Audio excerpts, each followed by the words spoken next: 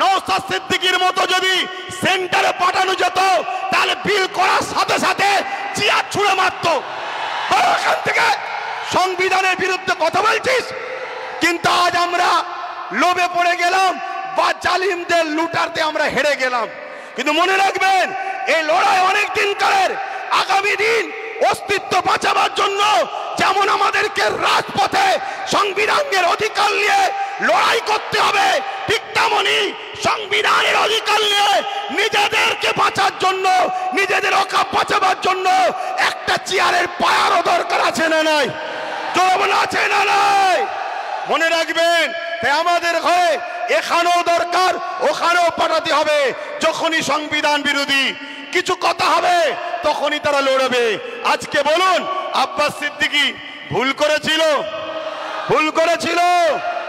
এই গত দুদিন আগে পার্লামেন্টে আমার পশ্চিম বাংলার বিধানসভায় ওয়াকফ নিয়ে আলোচনা হচ্ছিল। বড় বড় দাঁড়িয়ে রাখা মৌলী সাহেব কলকাতায় দাঁড়িয়ে বড় বড় ফুটানি দিচ্ছিল, ওর মধ্যে ঢুকে একটা ওয়াকফের পক্ষে কথা বলেনি, একটাও কথা বলেনি। আমি আপনাকে রিপোর্ট বলে যাচ্ছি, কেন? ও যদি কথা বলে পরের বারে টিকিট পাবে না, পরের বারে টিকিট পাবে না। তাহলে এইরকম যদি মুনাফেক মুসলমান আমাদের মাথায় বসে থাকে তাহলে আমাদেরকে লুটবে না তো কাদেরকে লুটবে? তাহলে এর জন্য আমাদের দোষ আছে না নাই? তাই আগামী দিন বাচ্চাদের ভবিষ্যতের স্বার্থে, কেন ওয়াকফ হলো সব থেকে বড় ইস্যু, এটা যদি মিটে যায় তোমাদের সব অস্তিত্ব মিটে যাবে। ওয়াকফ যখন থাকবে না, তুমি ভারতে স্বাধীনতার আগে দেশ ছিলে, প্রমাণ দেখাতে পারবে না। আরে তোমার মসজিদে থাকার পরও প্রমাণ দেখাতে পারছো না, তারপরে মনে রাখবে তখন তোমাকে বলবে যদিও থাকে থাক, ভোটটা দিতে পারবে না। শুনছে না শোনেন না? এ বিরাট বড় নাটক, অনেক বড় চেন চলছে। মনে রাখবেন বিগত দিন যা বলেছি আজকে সেটা ঘটছে না ঘটেনি। আজকে যেটা বলছি যদি ঘুমিয়ে থাকো, অগ্রাহ্য করো, তাহলে আগামী দিন কিন্তু কোনো ঘটবে, তখন কিন্তু আব্বাস সিদ্দিকী আর বলার জন্য থাকবে না। এটা বলে দিয়ে গেলাম। এ লড়াই আমাদের জীবন মরণের লড়াই, এ লড়াই আমাদের বাচ্চাদের লড়াই। মুসলমান আমার কওমের ভাইরা ওঠাও, অন্য সমাজের মানুষের সঙ্গে ওয়াকফ নিয়ে নিজেরা বন্ধুর মতো আলোচনা করো, তাদেরকেও বুঝাও যে ভাই এ লড়াই কোনো হিন্দু মুসলমানের লড়াই নয়, এ লড়াই অন্য কোনো জাতি ধর্মের বিরুদ্ধে লড়াই নয়, এটা কেন্দ্র সরকার বিভাজন লাগাতে চাইছে। এ লড়াই আমার অধিকার, আমার যেটা গণতান্ত্রিক রাইট, আমার সংবিধানের রাইট, এই রাইটকে কেন্দ্র সরকার লুটছে, এটা মানুষকে বুঝাও। আজকে ছোট্ট একটা কথা বলি, আপনারা বোকার মতো ছুটবেন না। ওই জায়গায় বললাম চোর ভিড়ে ঢুকে বলছে চোদ্দার চোদ্দার চোদ্দার। যারা আন্দোলন করছে বিগত দিন তাদেরকে দেখা গেছে যারা ওয়াকফ ঝেড়ে খায় তাদের মুখে মুখ দিয়ে গুজুর গুজুর করেছে। আমার একটু ভাষা খারাপ ভাই, কারণ আমার ছেলে শুকিয়ে আছে, তো আমার ছেলে তো খেতে পাই না, আমি তো গার্জেন, আমার বাচ্চা শিক্ষা পাই না, আমার বাচ্চা গরিব, আমার বাচ্চা কলকাতায় হোস্টেল পাচ্ছে না, পড়তে পারছে না, অথচ কলকাতায় 33 খানা এতিমখানাকে দখল করে রেখেছে শাসক।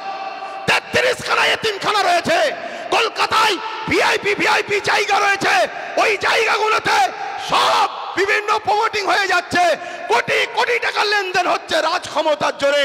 এমনি বলিনি যে রাজ ক্ষমতা দরকার, এমনি বলিনি রাজ ক্ষমতা দরকার। আরে আব্বাস সিদ্দিকী আসবে না, ওই নওশাদকে দিয়েছে, ওটাই থাকবে তোদের সাথে। আমি আমার যেটা করছি করব, কিন্তু তোমাদেরকে ভাবাচ্ছি, তোমরা ভাবো, তোমরা ভাবো। আজকে বিধানসভায় এতগুলো তো মুসলিম এমএলএ রয়েছে, এমপি রয়েছে, এই গত কদিনে, এই গত পরশু দিনে আলোচনা হয়েছে, কারো মুখে কথা নেই। তোমাদের নওশাদ, তোমাদের ভাঙড়বাসী, তোমাদের নওশাদ, তোমরা গর্ব করো, তোমাদের নওশাদ। তোমাদের এই ভাঙড়ে পাওয়ার গ্রিগেড যখন তৈরি হয় 3 বিঘে ওয়াকফ জায়গা ঝেড়ে নিয়েছে। আমি বলে যাচ্ছি মিলিয়ে নাও, 3 বিঘে ওয়াকফের জায়গা পাওয়ার গ্রিডের নামে নিয়েছে। পাওয়ার গ্রিডের প্রয়োজন আছে না নাই ভাঙড়বাসী জানে, ও বিষয়ে যাচ্ছি না, আরো জায়গা আছে তো, কিন্তু ওয়াকফ নিবি কেন? কথা বুঝে আসছে? আজকে আজমির শরীফে নাকি হিন্দু ভাইদের কোন একটা বিশ্বাস, শিবলিঙ্গর কি ধর্মীয় একটা কিছু ব্যাপার আছে। আমি ভাই কারো ধর্ম নিয়ে বেশি কথা বলা পছন্দ করি না, এটা প্রেমের জিনিস।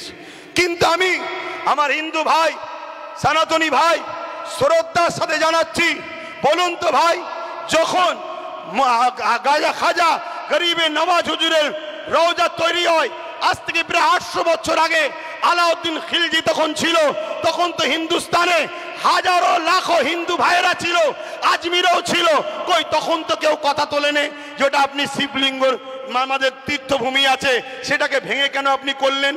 তারপরে আরো অনেক হুকুমাতরা এসেছে, কই কখনো তো কোনো হিন্দু ভাই সনাতন ভাই আওয়াজ তোলেনি। তারপরে ইংরেজ এসেছে, আজকে আমার দেশে এই বিজেপির অটল বিহারী বাজপেয়ী সাহেব এসেছে, কই তখন তো আওয়াজ ওঠেনি। এটা শুধুমাত্র আমাদেরকে ব্রেন ডাইভার্ট করছে, হিন্দু ভাইদের করে বোকা বানানো হচ্ছে। শ্রদ্ধার সাথে বলছি, আপনারা নিশ্চয়ই জানেন এলআইসি কে বিক্রি করে দেওয়া হয়েছে। এলআইসিতে চাকরি গেছে কাদের? খারাপ নেবেন না, এলআইসি মুসলমানরা চাকরি করে না, আমার হিন্দু ভাইদের চাকরি গেছে। হকারকে বন্ধ করে দেওয়া হয়েছে, কাদের কাছে চাকরি বলুন? আমার হিন্দু সনাতন ভাইদের। শুনুন আমার হিন্দু ভাইরা, সনাতন ভাইরা, শ্রদ্ধা দিয়ে বলছি, যতটা আপনি ভারতকে ভালোবাসেন আমিও ততটা ভালোবাসি। আমি আপনাকে ছোট করছি না, তবে আমার ধর্ম বলছে দেশকে ভালোবাসা, তাই দেশের জন্য মরা এটা আমাদের জন্য পুণ্যের কাজ। দেশকে আমরা এতটাই ভালোবাসি, তাই আপনাদেরকে শ্রদ্ধার সাথে জানাচ্ছি, মনে রাখবেন রেল বিক্রি হয়ে গেল, জিনিসপত্রের দাম কিভাবে চলছে, একটার পর একটা, কারেন্ট থেকে শুরু করে এয়ার থেকে শুরু করে এয়ারপোর্ট থেকে শুরু করে সব বিক্রি হয়ে যাচ্ছে। তাই আইকে চোখকে ঘোরাবার জন্য এই সব ষড়যন্ত্র চলছে। আসুন আমার সনাতন ভাই, আদিবাসী ভাই, দলিত ভাই, সাঁওতাল ভাই, শিখ ভাই, পাঞ্জাবি ভাই, ভারত আপনার, ভারত আমার, ভারত আপনার, ভারত আমার। আমি বলছি ভারত আপনার, আপনার আপনার আপনার, আমি আপনার ভাই, আমারও ভারত। আসুন মিলেমিশে যেভাবে ব্রিটিশের কালো থাবা থেকে আমার দেশকে আজাদ করেছি, এই সকল অশুভ যারা দেশকে লুটছে এদের হাত থেকে আমরা দেশকে আবার নতুন করে ফিরিয়ে সুন্দর করে সাজাবার জন্য কাঁধে কাঁধ মিলিয়ে চলি।